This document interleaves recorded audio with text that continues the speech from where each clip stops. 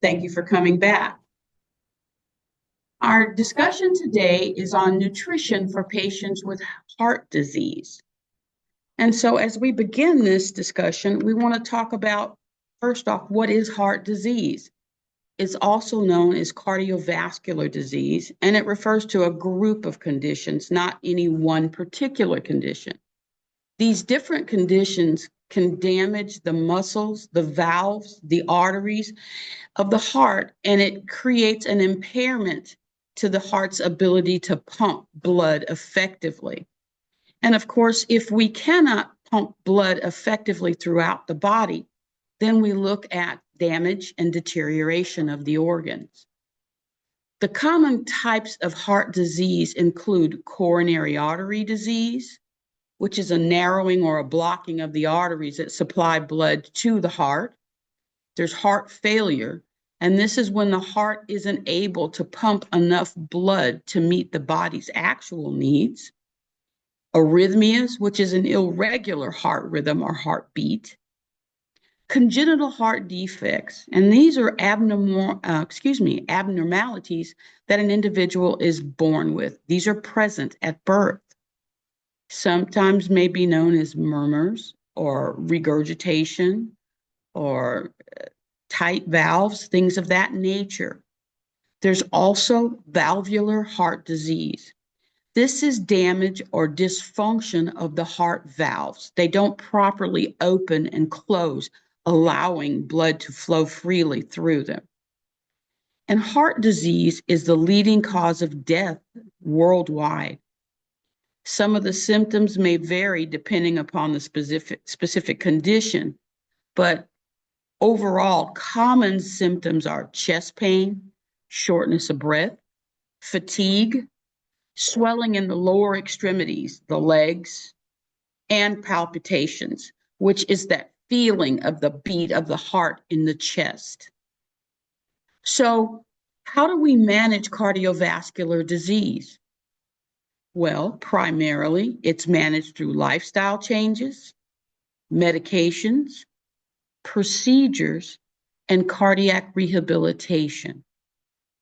Lifestyle changes are one of the things we're going to be discussing today because the issue is how should we eat if we have cardiovascular disease?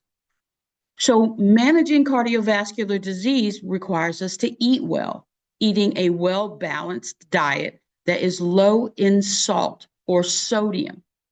Salt, of course, is a compound, and we'll address that a few minutes from now. We want to limit our alcohol consumption. We want to participate in regular physical activity.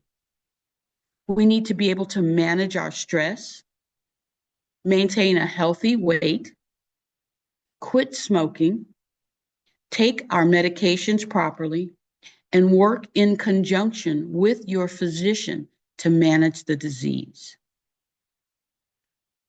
So let's talk about food. If you guys have attended any of my other presentations on health and nutrition for other conditions, you've seen this already. This is the mantra by which I live. The food you eat can either be the safest and most powerful form of medicine, or it can be the slowest form of poison. And we have to think about that because the good majority of what we consume as our diet or our nutrition is generally going to be one or the other. It's either going to be our medicine or it's going to be our poison. And so we want to distinguish between the two, and we want to make sure that our daily consumption is our medicine and not our poison. So before we start talking about the actual diets, I think we need to look at a little bit of what is salt versus what is sodium. And a lot of people think they are one and the same.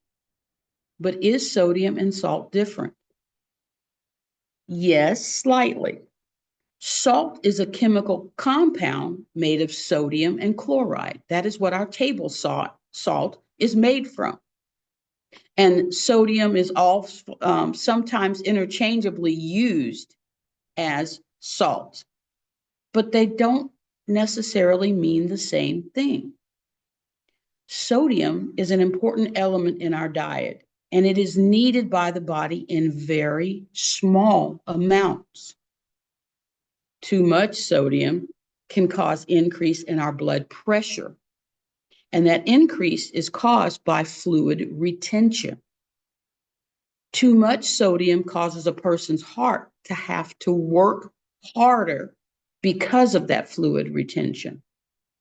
And all foods contain some sodium, even the water that we drink. And so we need to be very careful about our sodium consumption. Now, there are other kinds of salts, and there's sodium chloride, potassium chloride.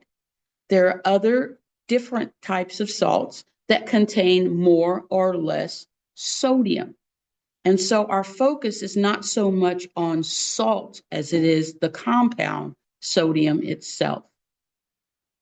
So when we look at sodium and what the American Diabetes Association, the American Heart Association, and the College of Cardiovascular Disease recommend in regards to our daily consumption of sodium, it is a maximum of 1,500 milligrams per day, or no more than 500 milligrams per meal. So the goal basically is to try and keep our meal consumption less than 500 milligrams. Did you know that a single can of Campbell's chicken noodle soup, the concentrated or the condensed chicken noodle soup, has over 840 milligrams of sodium? So if we are not diluting that can of chicken noodle soup, we have consumed almost our daily consumption in a single meal. And that doesn't include if you add the saltine crackers. So what is recommended to help to maintain good blood pressure, which in turn then helps to maintain a heart healthy diet, is the DASH diet. And DASH stands for Dietary Approaches to Stop Hypertension. Hypertension, of course, being high blood pressure. Diet affects the development of high blood pressure and the heart disease. By consuming lower amounts of sodium, we have better control over our blood pressure, which then decreases the risk of heart disease. The combination of the eating plan, the DASH diet, and reducing our sodium intakes have bigger benefits for us and can help to prevent the development of high blood pressure. I've given you a link to the guide to lowering your blood pressure with DASH, and this can be found on the web, and it is a useful resource in helping you to lower your sodium intake. It is a dietary plan. And in that plan, it goes through a 14-day guide. So that's something we recommend you take a look at if you're trying to use the DASH diet. So what is the DASH eating plan all about? Well, the DASH eating plan is actually tips to reduce salt and sodium intake. And the main idea behind the DASH diet is eating more vegetables, fresh fruits and vegetables particularly. Fresh is always going to be the best choice. In the hierarchy of choosing our foods, fresh is always best. If we cannot get it fresh, then getting it frozen is going to be better than getting it canned. The premise behind the DASH diet is going low or no. And what we're referring to is the use of sodium. We need to pay special attention to how food is prepared. Have you ever known the person that before they ever taste their food, the plate is put on the table and the first thing they reach for is the salt shaker? We want to subtract, not add, meaning we want to take away some of that sodium, not adding it at the table. And we want to limit our salty, processed foods. Most packaged foods, about 80 to 90% of packaged and processed foods, contain the 3 ingredients that we should avoid or limit most. Those are salts, fats, and sugars. And the DASH diet eating plan basically recommends that we eliminate the salts and substitute spice it up. And what we mean by that is things like garlic, onion, bell pepper, celery, cilantro, comino, chili powder. And if we're using spices, we always want to use powder, not salts. For instance, onion powder is going to be much better for us than onion salt, because when we use those salts, of course, we are adding more sodium. So when we talk about lowering our sodium intake, I've given you a slide here that gives you some foods that we should avoid, and that's going to be on the left. And then on the right, we're giving you some alternatives to some of those foods. Now, again, remember, we are referring to foods that specifically address heart disease. Some of these same foods on these lists as alternatives you should avoid if you have other health conditions like diabetes. So we should avoid starches. Number 1 on the hit list is ramen noodles. That is one of the highest sodium content foods consumed in the world. Rather than having ramen noodles, we should have fresh pasta. We want to avoid salted chips, crackers, popcorn, and pretzels. Instead, we want to substitute unsalted chips, crackers, popcorn, or pretzels. We want to avoid stuffing and rice mixes. Rather, we would have white rice or, even better, brown rice. In regards to avoiding certain meats and in the attempt to lowering our sodium intake, we want to avoid cured bacon, bologna, canned tuna, canned salmon, and sardines. There are certain cheeses, chorizo, sausage, hot dogs, luncheon meats, corned beef. Oh, by the way, I'm going to stop just for a second on this list. One of the highest sodium contents in this meat category is Spam and potted meat, neither of which are my favorite, but for some of you, especially individuals who've been in the military, that has been a staple for the military at war. Spam and potted meat are high sodium foods. There are certain peanut butters that we should avoid because of the sodium content, and we should avoid salted nuts. Replacing those things, we should have lean, fresh pork, beef, chicken, or turkey, salt-free tuna, salmon in spring water, unsalted cheese, and one of the healthiest brands of processed lunch meats is going to be Healthy Choice, chicken or turkey cold cuts.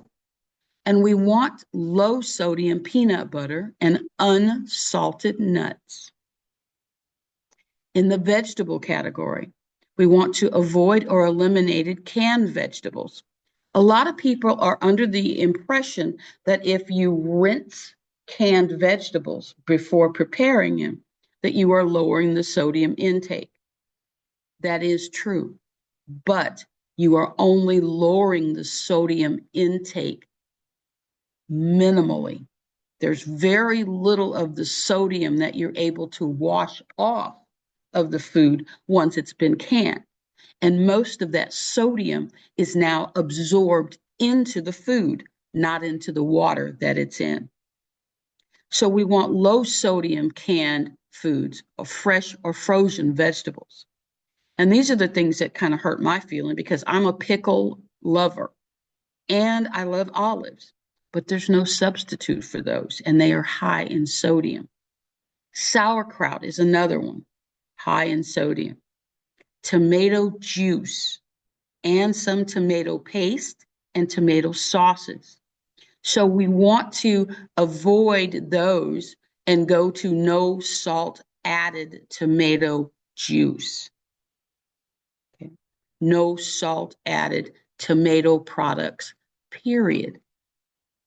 And some others that you may be surprised to know that they're high in sodium or bouillon. I think most people know that's high in sodium. That's the same thing that's used in the ramen noodles to flavor it. Barbecue sauces, canned soups, ketchups, gravies, lemon pepper, mustard, steak sauce, soy sauce, and as I had mentioned earlier, garlic salt and onion salt, and seasonal.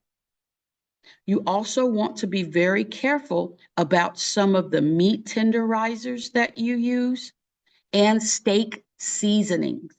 Those can be very high in sodium. Instead, we want to flavor our foods with bell peppers, chili powder, cilantro, fresh garlic, fresh herbs. There's nothing like cooking food with fresh vegetables. Spices and onion vinegar all add flavor without adding sodium. So, is there truly a correlation between high blood pressure, high cholesterol? Yes, absolutely. There is a direct correlation between high cholesterol, high blood pressure, and the potential for heart disease. So, as cholesterol builds up, it causes a narrowing of our arteries. The more narrow our arteries become, the harder the heart has to work to pump blood through the body, which increases the workload of the heart. This increase in workload can lead to higher blood pressure that can lead to heart attacks and strokes. The heart is a muscle. And what happens to a muscle when we overwork it? It becomes enlarged. And for most of the muscles in our body, we want big muscles, right? But not the heart. The larger the heart, the more blood filling it takes, and the more pressure it takes to move that blood from the heart throughout the rest of the body, which then becomes a vicious cycle. So, what is hyperlipidemia? Well, that's better known as high cholesterol, meaning there's too much LDL or bad cholesterol in your blood. This condition increases the fatty deposits in our arteries, and it's those fatty deposits that risk blockage of the arteries. It's kind of like pouring grease down the drain.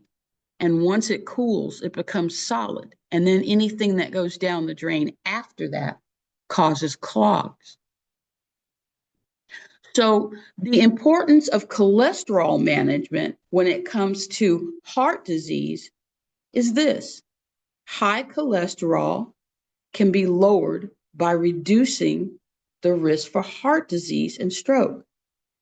Often changing our behaviors can go a long way to bring your numbers down in regards to your bad cholesterol versus your good cholesterol. If lifestyle changes alone don't improve your cholesterol levels, medication may be prescribed. It's important for you to know that having high cholesterol can be hereditary. It is not always what you eat. And so some of the causes of high cholesterol are what we eat, our diet. An unhealthy diet is one of the most common causes of high cholesterol. Eating a diet that contains too much saturated fats, trans fats, and full fat dairy can lead to high cholesterol levels. Again, and it's a chain effect. Those high cholesterol levels then lead to high blood pressure, which then again lead to heart attacks and strokes. So, to maintain a healthy diet, these are the foods that we would avoid or eliminate from our diet. So, how do we manage these fats and cholesterols as it relates to good heart health? Well, let's talk about the definition of fats. Fats are a greasy substance that's found in the tissues of animals and in some plants. Many of the foods that we consume contain these fats. Any food from an animal, such as meat, milk, eggs, and cheese, all contain fat. So do some plant-based foods like nuts, avocados, and olive oil. But there are good fats and there are bad fats. And the good fats that we want are unsaturated fats, and the bad fats are saturated fat. And the fat is organized into those two subgroups, saturated fats and unsaturated fats. Cholesterol, on the other hand, is a waxy substance. Now, cholesterol is not necessarily bad. Your body needs cholesterol to build cells, make vitamins, and other hormones. But too much cholesterol can pose a major problem as it relates to heart disease. It comes from two sources. One, our liver makes all the cholesterol our body needs. So if we never took in animal fat, we still would have appropriate levels of cholesterol. But the rest of the cholesterol in our body comes from the foods that we eat, primarily animals. Meats, poultry, dairy products all contain dietary cholesterol. So when we look at cholesterol and fat limits, it is recommended that our total fat consumption per meal is no more than 5 grams per serving or less than 5% of the total calories. We want to limit our saturated fats, those are the bad ones, to less than 2 grams per serving. And we want to completely avoid trans fats and hydrogenated fats. And the way that we tell if a fat is hydrogenated is very easy. It's visual. If a fat turns solid at room temperature, that's hydrogenated. Things like Crisco, lard, coconut oil, bacon grease, animal drippings from meats. If they turn solid at room temperature, that's a trans or hydrogenated fat. And we want 0 hydrogenated fats. And we want to maintain a cholesterol level of no more than 200 to 300 milligrams per day. And so when we look at our foods and evaluate them based on these limits, our fats and cholesterol limits, we want to make sure we are staying within those limits to help decrease our risk of heart attacks and strokes. So, what foods should we eat and what foods should we avoid? Well, I'm sure you've heard of omega-3 fats. Those are the fats that come from our fatty fish, like salmon and trout and bass. We want high fiber foods, such as whole grains and nuts, brown rice rather than white rice. We want to use olive oil rather than Crisco or lard, or, believe it or not, even stick butter. Rather than stick butter, we want soft, spreadable butter because that means those saturated fats have been blended with healthy, unsaturated fats to reduce the amount of dietary fat in the product. So rather than having stick butter, we want spreadable butter with canola oil or olive oil or even vegetable oil. We want to use things like garlic and onion and apple cider vinegar, herbs and spices such as basil, rosemary, turmeric, coriander. All of these add flavor without adding fat and without adding large amounts of sodium. And the foods we want to avoid are the refined sugars and grain products. Basically, your boxed cereal. We want to avoid packaged and processed foods, foods that we know have hydrogenated and trans fats. We want to avoid conventional dairy products, factory farmed animal products, too much caffeine, and too much alcohol. So this helps to give you some ideas of some of the foods that we should be eating and some of the foods that we need to eat less of to the point of completely eliminating them from our diet. So, what are some high cholesterol foods that are high in cholesterol that we should avoid? As I just mentioned, full fat dairy. There are very, very few adults that should be drinking whole milk, pure stick butter, or full fat yogurts and cheeses. These are all high in saturated fats. We need to limit our red meat, such as steak, beef roast, ribs, pork chops, ground beef that is less than 90% lean. They all tend to have high saturated fats and cholesterol contents. By the way, just as a matter of information, when we're choosing cuts of meat, those that are best for us have the term or the description loin tied into their names. For example, a sirloin steak is better for us than a T-bone steak or a New York strip or a ribeye. Beef tenderloin is better than pot roast. Pork tenderloin is going to be better for us than a pork chop. And again, I mentioned ground beef should be 90% lean.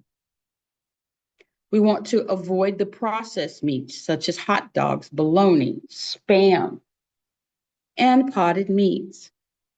We want to eliminate the F word from our vocabulary, fried foods.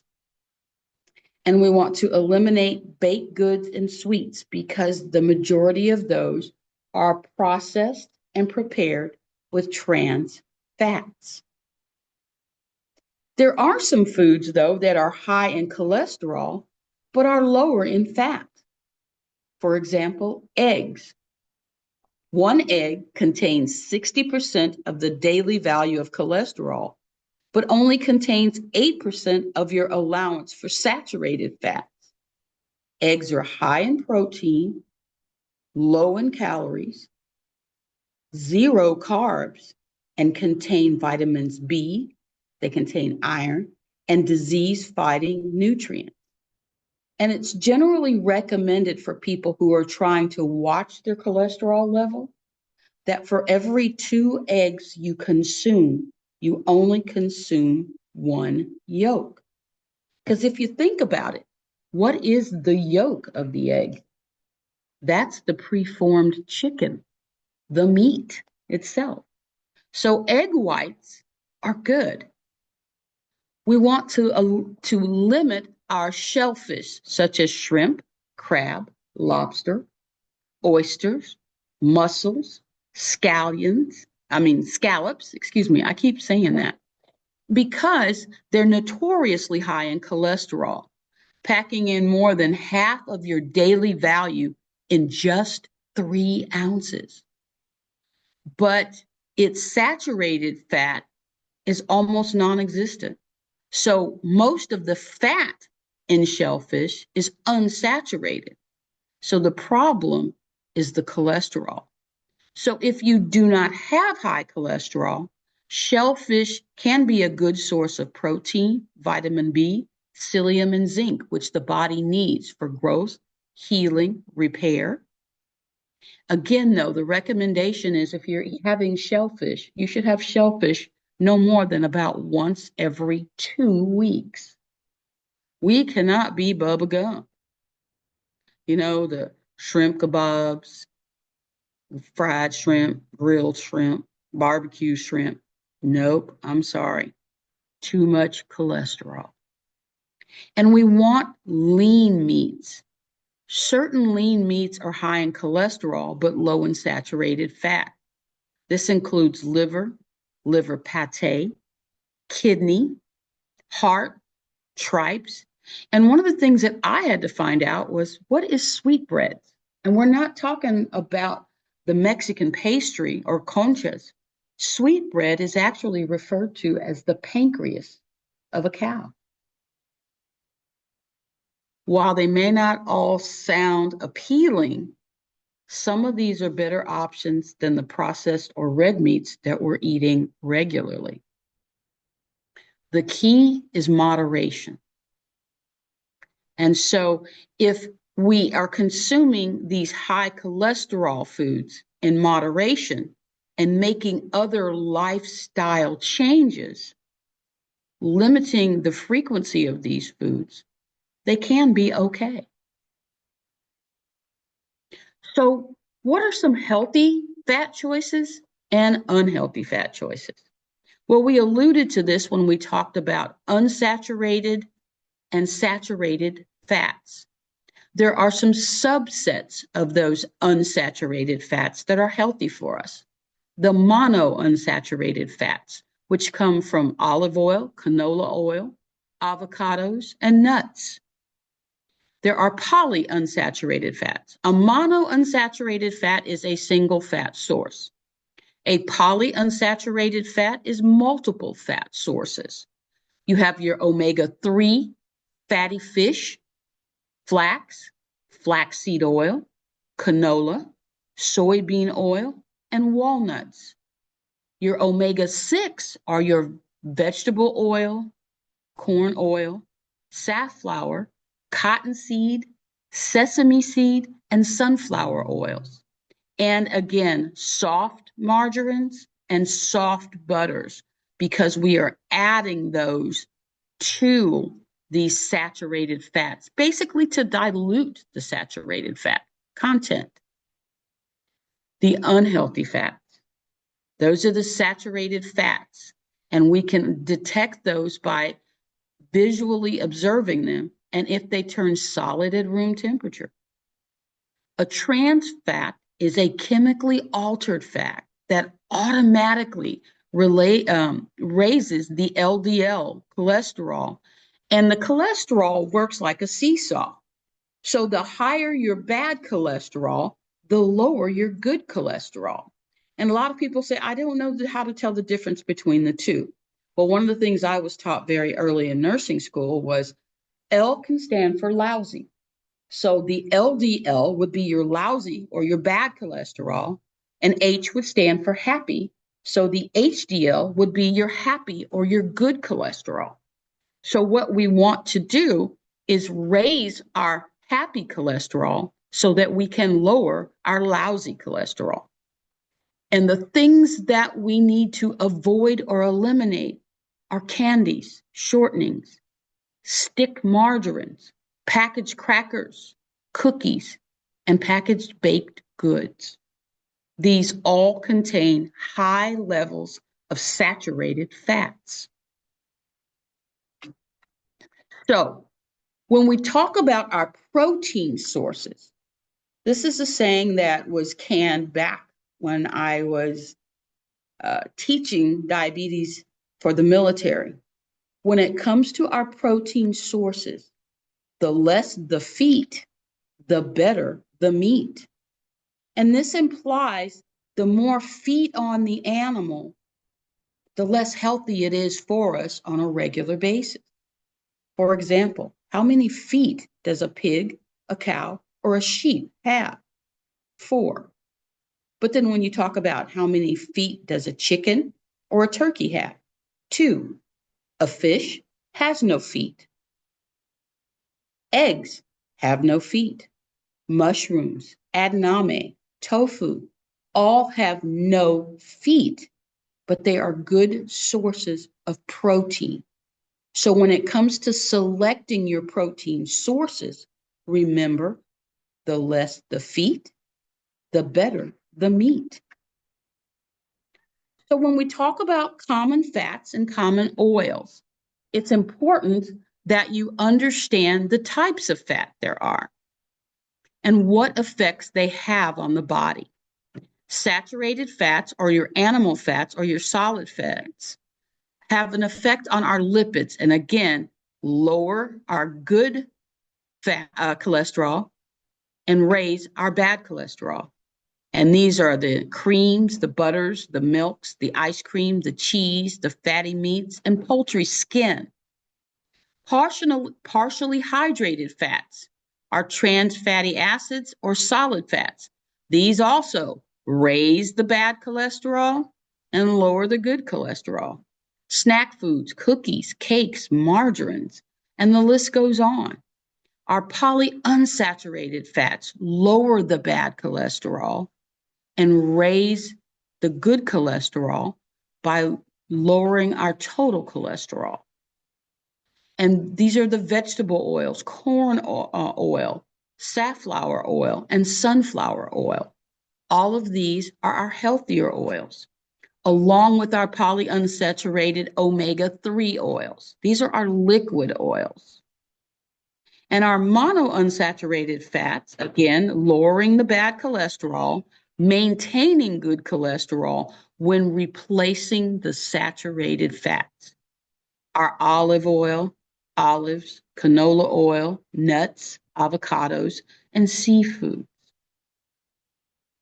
So I've given you quite a few examples of some of the foods that we should eat and some of the foods that we shouldn't, and what is suited for the individual with high cholesterol.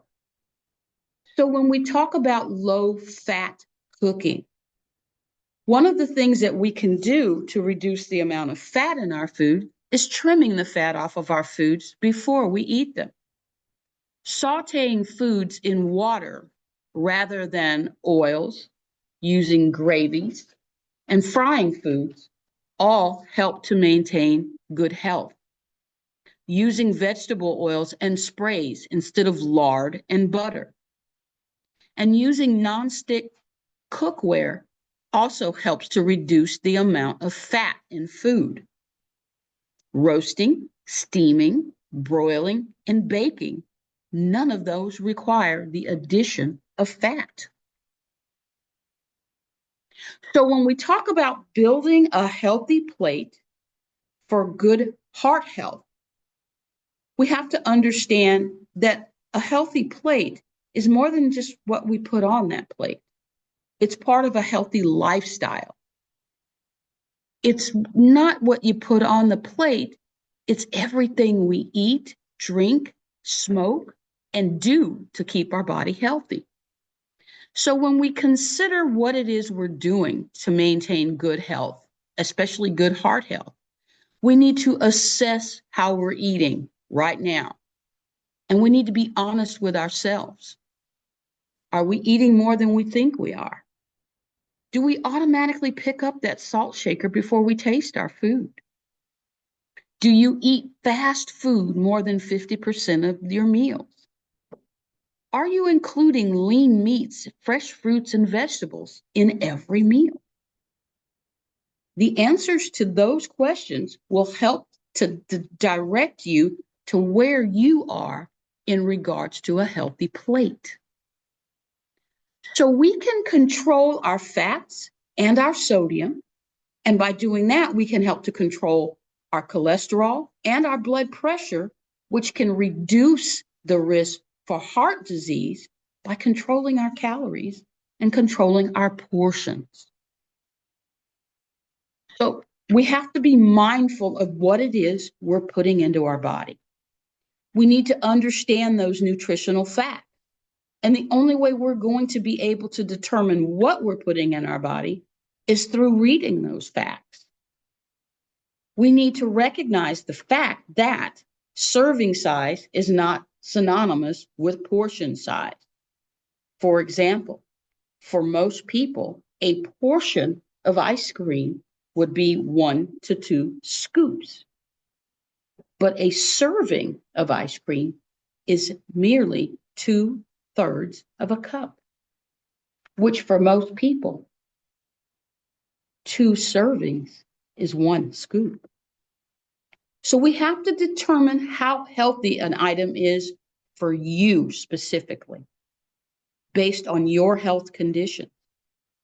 So we have to make mindful choices. We need to cut the crap.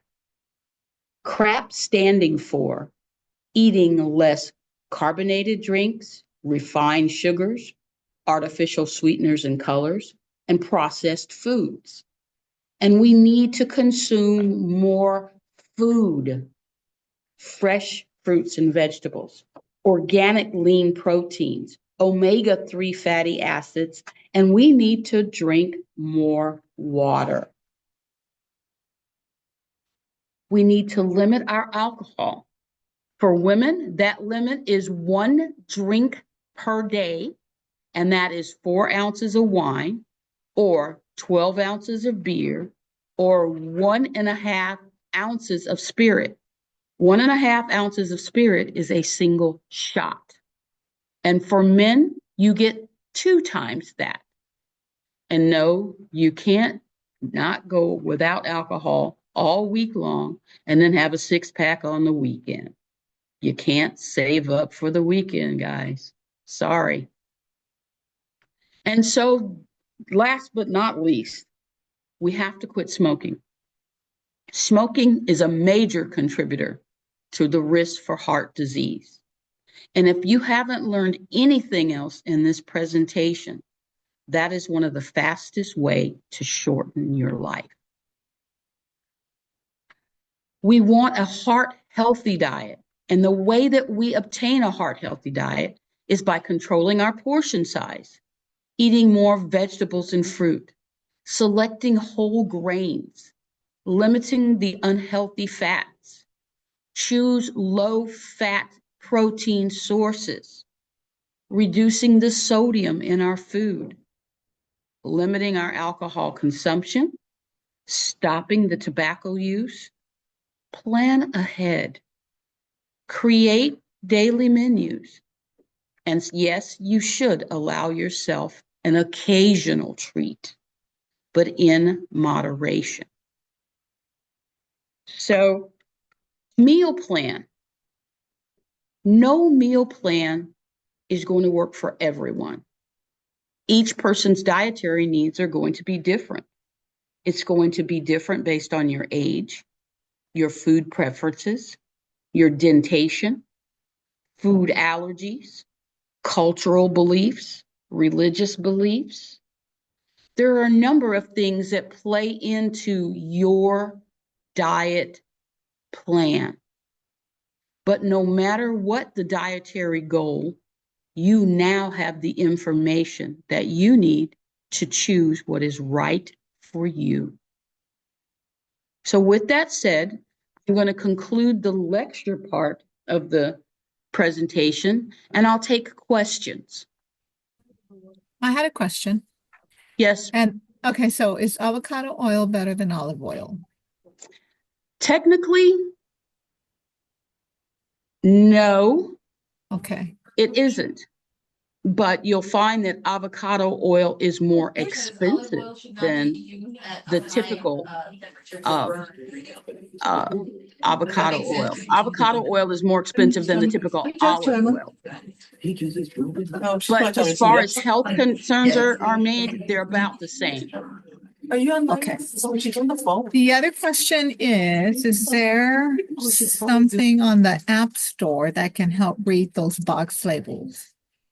Something on the App Store that can help read those box labels? You mean in regards to like a magnifying glass? Oh, in or regards to high sodium, sometimes the carbohydrates, the ingredients they use are, I'm not that savvy in that yet, but too wordy. I don't know. I know your instructions now about 5% sodium, but you can look at a label sometimes and get misguided by the RC, red label coloring, those Right. type of ingredients. Is there anything that you personally might be using that on your phone, like to scan a barcode or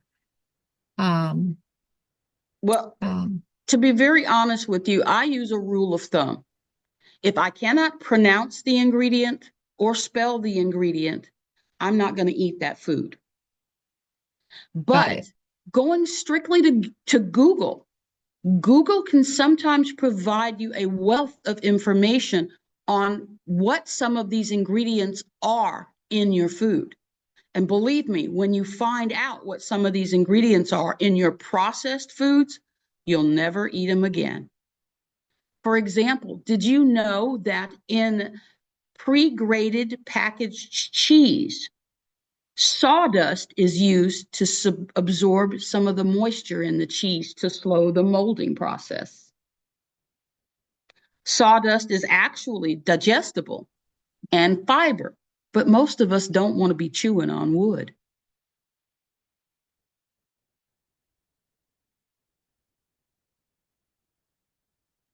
Did I answer your question? You did. Thank you so much. You're very welcome. Is there any other question I can address at this point? Yes. There was a question that says, does it matter to stop eating after a certain time of day or night? Yes, it does. Generally, it is recommended that you have your last meal of the day by no later than about 6 or 7 in the evening, because it's going to take you approximately 2 hours, if not longer, to digest that meal. With that said, you have fluctuations in your blood sugars. And with those fluctuations in your blood sugars, you can have excessive storage of fats. Those fats then become very unhealthy, which can lead to weight gain. One of the things that is highly recommended is that you never go to bed on a full stomach. One, for a lot of people, that can cause reflux, gastrointestinal reflux, which is an increase in the acid that is being regurgitated into the throat or the esophageal area. And that can cause erosion of the stomach lining and the esophageal lining. So having dinner about anywhere between 5 to 7 p.m. is generally going to be recommended. And one of the things that's recommended is, especially if you are watching your carbs, which is a contributing factor to good health, you want to exercise after your largest carb and fat intake meal, because exercise helps to burn sugars and fats.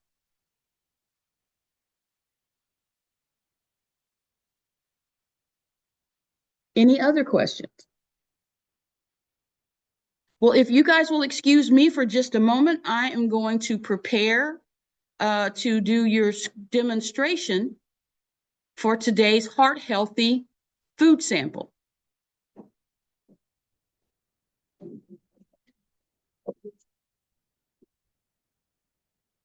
I don't know if they're going to want to try today's, but it's overnight steel cut oats for the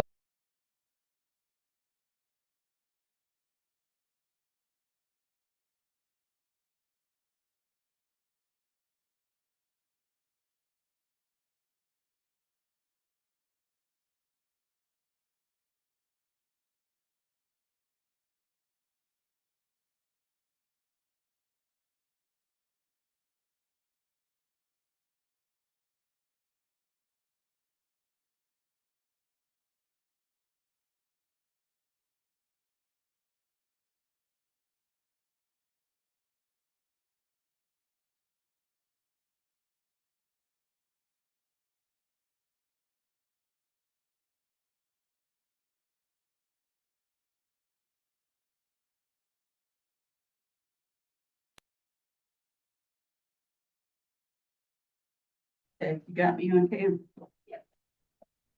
Okay, ready?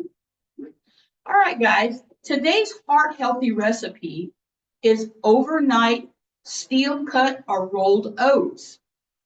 This makes a wonderful breakfast, but again, it requires you to plan. This means you're going to prepare this the night before, and then this is going to be your breakfast or your midday snack the next day. So our recipe requires us to use 2 cups of old-fashioned rolled oats or steel cut oats. We do not want to use the pre-processed oatmeal because what's happened is it has been altered and a good percentage of the fiber has been removed if it's the processed oatmeal, and sugars and fats have been added. So we want the old-fashioned Quaker oats that you buy in the cylinder, or we want steel cut oats. That remains in its most natural form and is most healthy for you. And so I have pre-measured our oats. And so we have 2 cups of oats that we're going to add to the bowl here. We're going to add 1 cup of 0 carb, 0 sugar Greek yogurt. And I use the Oikos 000.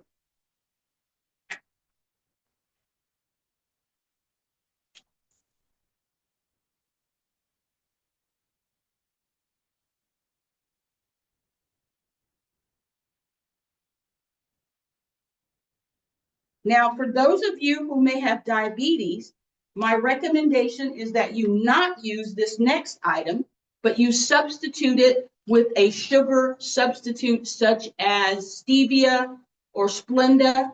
But for this recipe, we use a tablespoon of honey, natural honey.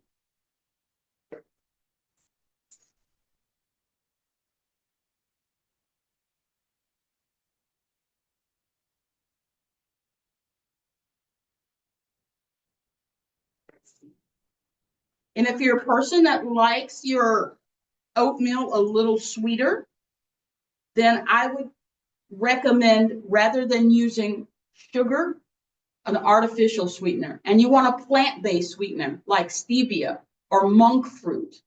Those would be better. Now, in the recipe that we're going to show you, it doesn't add the cinnamon, but I love the flavor of cinnamon in my oatmeal. So I'm just going to add a little sprinkle of cinnamon in this.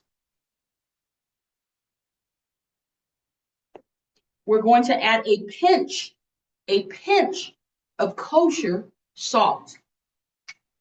And I'm talking literally.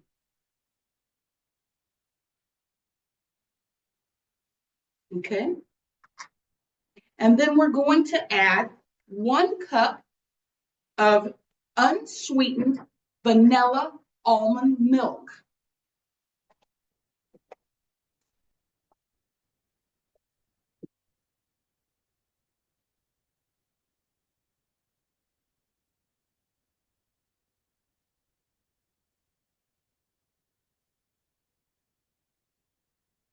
And once we've got these ingredients all in our bowl, we're going to mix them.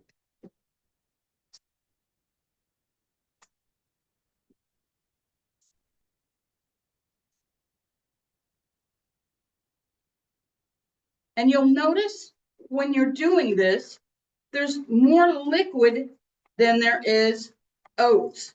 And the reason being is we're going to refrigerate this overnight. And the actual liquid from the Greek yogurt and the almond milk will be absorbed into the oats. But it's going to maintain the fiber because we're not adding heat. Heat generally tends to break fiber down. So we don't want to cook the oats.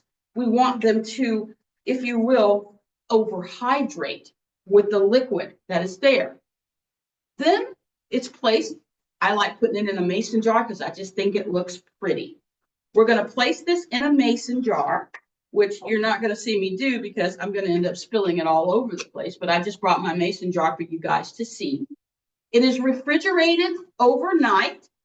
And once it's been refrigerated overnight, this is what it looks like in the morning.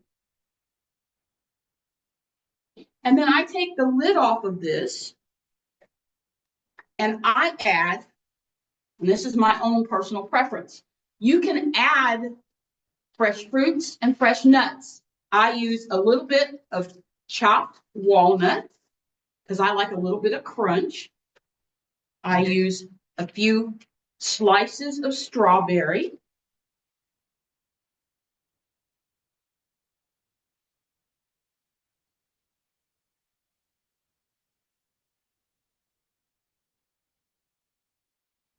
Maybe about 5 or 6 blueberries.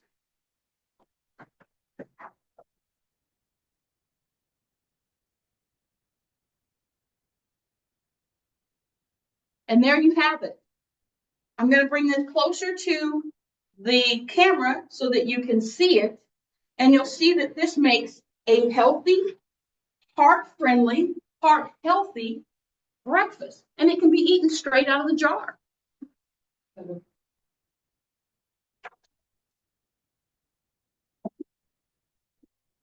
Okay. Any questions about the recipe?